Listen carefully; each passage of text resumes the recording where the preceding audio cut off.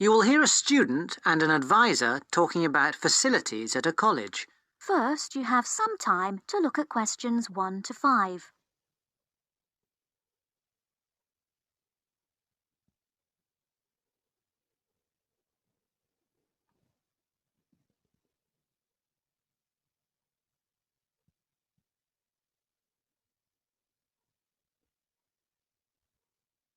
Now we shall begin. You should answer the questions as you listen, because you will not hear the recording a second time. Listen carefully and answer questions 1 to 5. Hi, I wonder if you could help me. I'm starting a course at Glenfield in a few weeks. I was just a bit worried about what facilities there will be and what I'll have to do. I'm especially interested in health and welfare stuff. Certainly. We normally send out a copy of our leaflet, Staying Healthy at Glenfield. I'm not sure why you haven't had it. Well, could you answer a few questions for me? Firstly, I'm wondering about how I get a doctor when I arrive. Well, you can register with the University Health Centre on North Campus. And do I have to pay for that?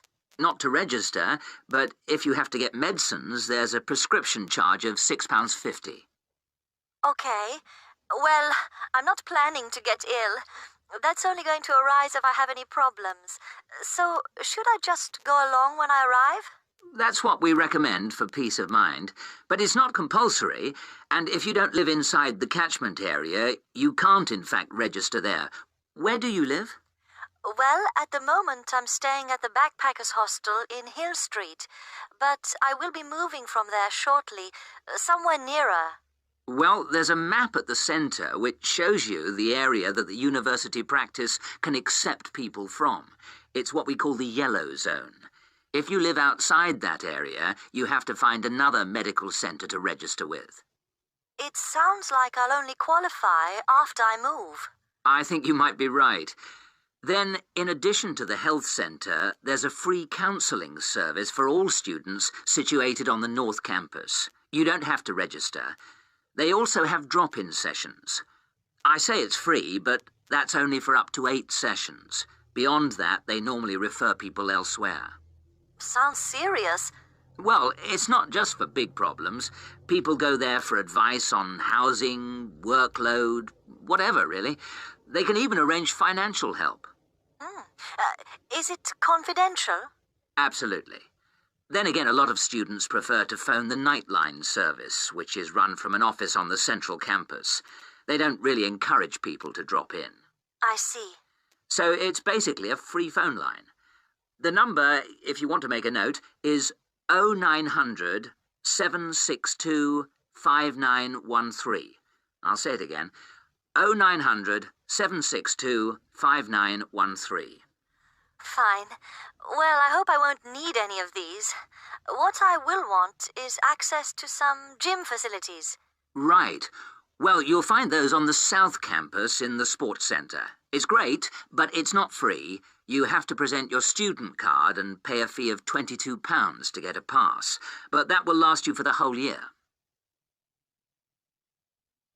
Before you hear the rest of the conversation, you have some time to look at questions 6 to 10.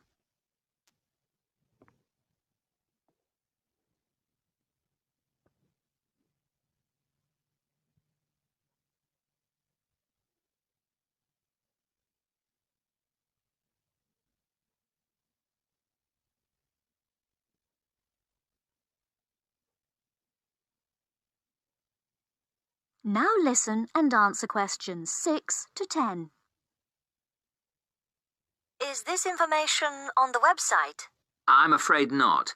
I can send you some leaflets or even resend the whole information pack if you give me your details. Could you send the whole information pack, please? Yes, that's fine. I'll have to take down some details. Could you tell me your full name? Sonia Orr. S-O-N-Y... No, I'll spell it. S-O-N-I-A. Then Orr is O-R-R. Orr. Okay. And you said you were on Hills Road? Yes, but don't send it there as I'm about to move. I'll give you my new address, which is 22 Winter Gardens. That's Glenfield. And the postcode? Oh, yeah. That's GF23 9BQ. Fine. Now, we're doing a bit of data collection about who uses our services at the moment. Can I just ask a few more questions? Yes, that's fine. Okay. If you're an international student, what country are you from? I'm from Switzerland. And how old are you? I'm 24. And finally, which course are you enrolled on? Right. Well, that's a bit complicated, since I'm hoping to switch to economics and history. But at the moment... I'm down to do economics and sociology. It's a joint degree. Okay, I'll put that. Great. Well, I'll pop the information pack in the post, and you should get it soon. That is the end of part 1. You now have half a minute to check your answers.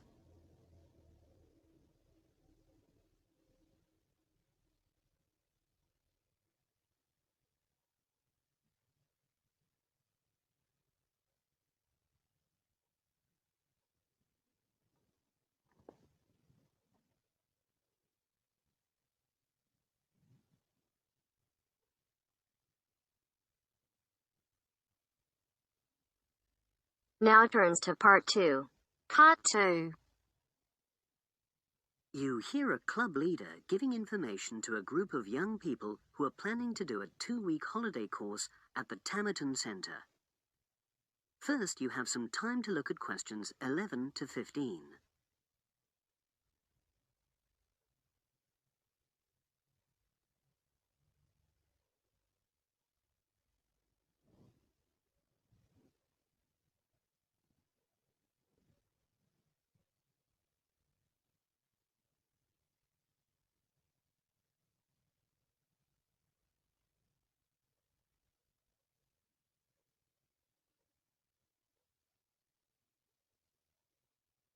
Now listen and answer questions 11 to 15. Hello, everyone. I've been asked to talk to you this afternoon about next month's trip to Tamerton Study Center for the 2-week course. Now, some of the things I'm going to say you may have already heard or read about, but I think it's important to emphasize a few key points. First of all, it's worth reminding you why Tamerton was set up in the first place, in the late 1960s. That was really before all the concern with preserving the environment, which everyone talks about these days. The idea was simply to get people out of the cities and into the country, and to find out that just being outdoors can be very rewarding.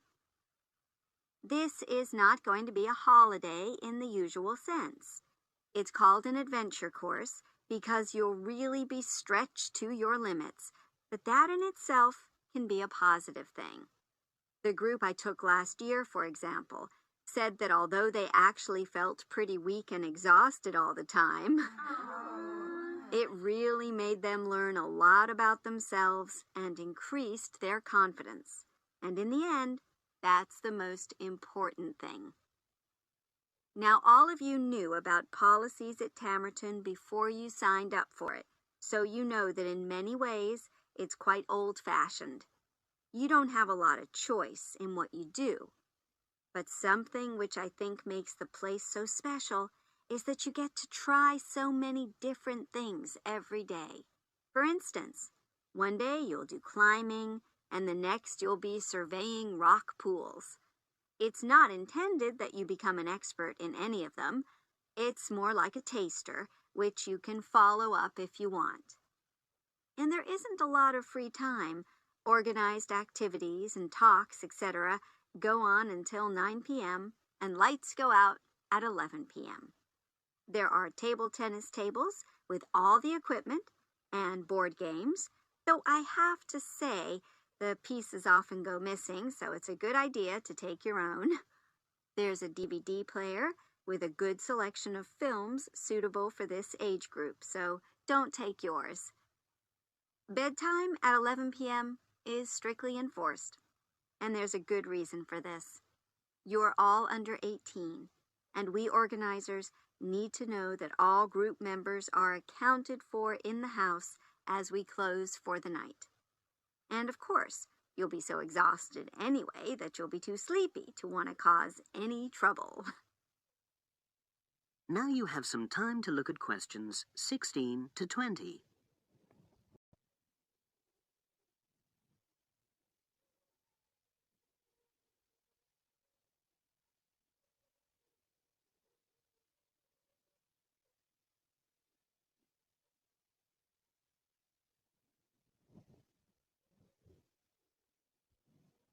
Now listen and answer questions 16 to 20. Now, what should you pack? The information sheet tells you a lot about what clothing to bring. But what about other things? Well, Tamerton House has its own small shop, but anything there is several miles away, so you won't have many opportunities for buying supplies. So in this last part of my talk, I'm going to explain what objects you should take with you to the center, what you can take if you want, and also, very importantly, what you cannot take. Several of you came up to me before this talk and asked whether you can take things like kettles or hair dryers. The answer is there are plenty of these electrical appliances available in the center, and they are of the proper voltage and are checked regularly. Yours may not be, so the rules at Tamerton say you can't bring them into the center because it's considered a fire risk. Remember, it's a very old house. Now, another question was about cell phones. Although you definitely can't have them on during inside talks, you equally definitely need them when you're out on exercises. So they're a must, I'm afraid. Anybody who wishes to talk to me about borrowing a phone for the fortnight, please see me after this talk. Now, the weather's heating up at the moment, and you'll be outdoors a great deal. If you wear proper clothing, especially a hat, sun cream is optional. Also, they sell high-factor cream in the shop, so you don't have to take any of your own unless there's a special kind you use. Now, there's a special note about things like deodorants, which come in aerosol cans. I need to tell you that these are banned in the center because apparently they have the habit of setting off the fire alarms. If you want to take an aerosol can, you'll actually be at risk of being told to leave. And finally, people have been asking about whether they need to take towels. Well, the center does provide 1 towel per guest, which you're required to wash yourself. If you're happy with that, then don't bring another. If not, take one of your own. Just remember how much outdoor exercise you'll be doing and how dirty and wet you'll be getting. That is the end of part 2. You now have half a minute to check your answers.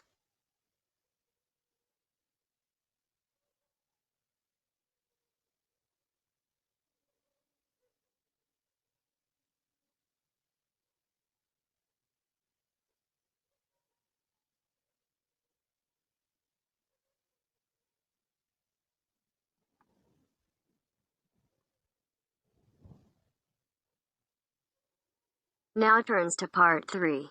Part 3. You will hear 2 short talks about animals. Mark is going to talk about the koala. As you listen, complete the notes with the information you need. First, you have some time to look at questions 21 to 25.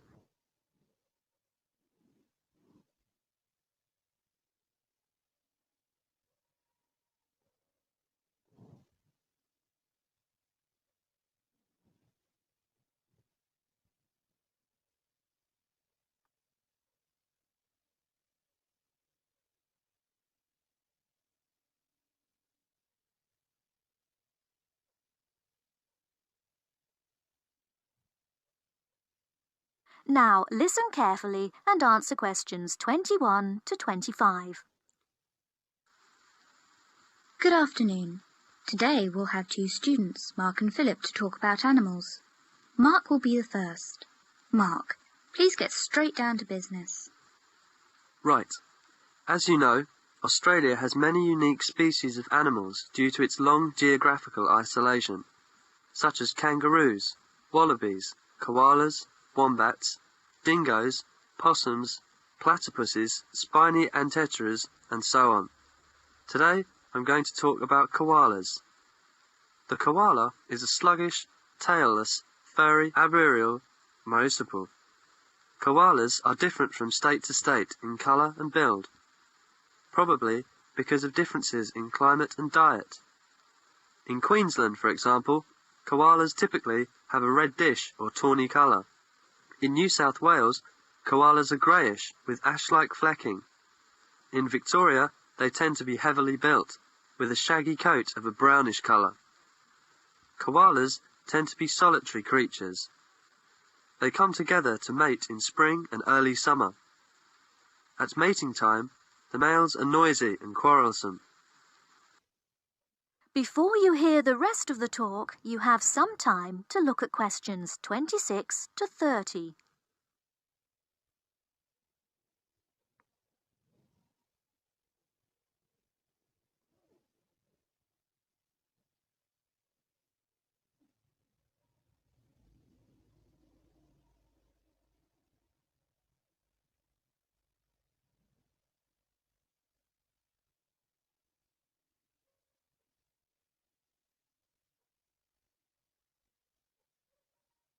Now listen and answer questions 26 to 30.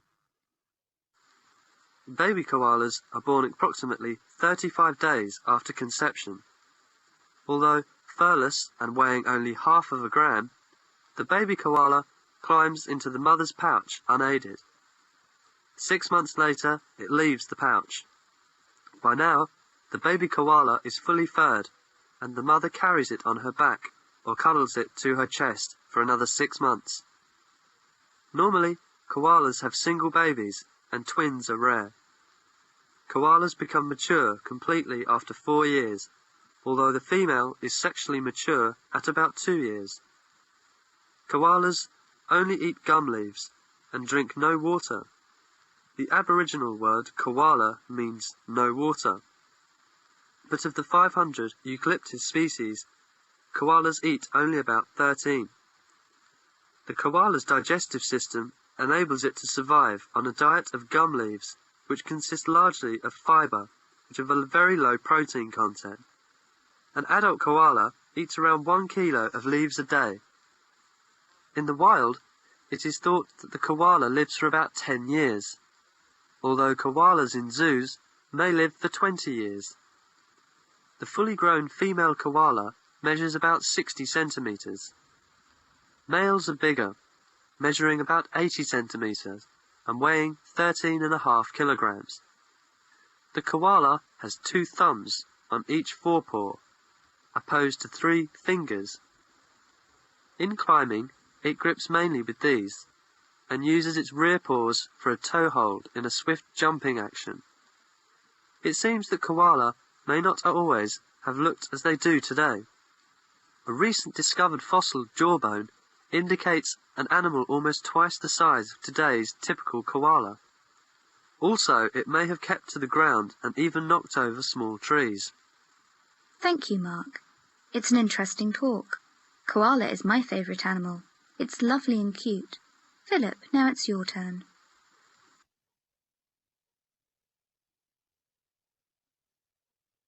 That is the end of part 3. You now have half a minute to check your answers.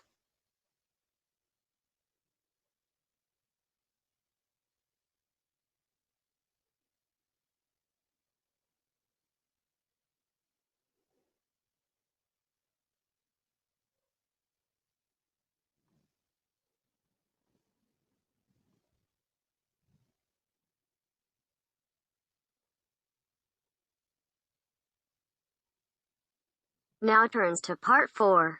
Part 4. You will hear a short news item. Fill in the gaps in the summary below with the correct word or phrase according to what you hear. Habits. First, you have some time to look at questions 31 to 40.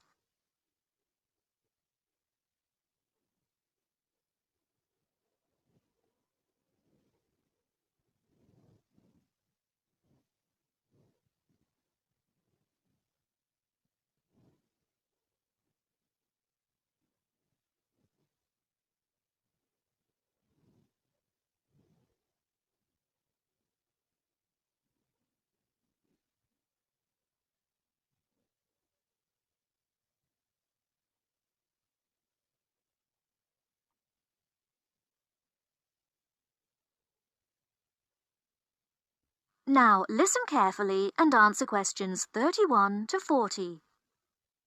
Now, listen to the news item and answer the questions. The police are continuing their investigations and, based on new leads, expect to make an early arrest. The drought in northern THR continues to worsen, with tens of thousands of hectares of once lush pastoral land having now been without a single drop of rain for over 11 months. Farmers from the stricken region are beginning to despair, with meteorologists predicting that the drought is unlikely to break before Christmas. Many farmers have begun shooting their worst affected cattle, and in some cases, entire flocks of sheep have been destroyed. These measures, tough and cruel though they may seem, are essential to prevent a possible outbreak of widespread disease. It is not only farm animals that are in trouble. Environmentalists are also concerned that the lack of water in rivers, lakes and streams will mean more native animals in the bush will die, unless rain comes soon. They believe the drought could have a lasting effect on the populations of such native animals as kangaroos, wallabies and koalas. Our reporter, Colin Harrison, is in Vance, talking with long-range weather forecaster Joseph Singer. Over to you, Colin. Joseph, can you give any indication as to when we might receive some rain in the affected regions of THR? Well, it's hard to say, of course, but I'm confident that the drought will break within approximately 2 months. If you look back at the data kept of previous periods of drought, over the last 100 years or so, you see a cyclic pattern of severity developing, and we're now at the short end of the last cycle. I'm fairly certain that we'll see some rain either just before or just after Christmas. Let's hope so. Thank you, Joseph. Colin Harrison from the very hot and dry town of Vance in northern THR. Meanwhile, at the CSIRO laboratories in Ottawa, encouraging developments have recently been made in the process of cloud seeding, a process by which clouds can be forced to make rain, and research scientists are to begin conducting trials of a new technique involving lasers later this month. If successful, the state government will be asked to contribute up to $5 million to establish permanent cloud seeding stations in areas most likely to be affected by drought in the future. For many farmers, though, any breakthrough will have come too late. Every week, more farming families are being forced to sell their homes, unable to survive financially, with little or no income to support them. A special assistance fund has been set up to help drought-stricken families. If you would like to send some money, you can do so by calling this number now, 001 43 8172. I'll repeat that number, 001 43 8172. That is the end of part 4. You now have half a minute to check your answers.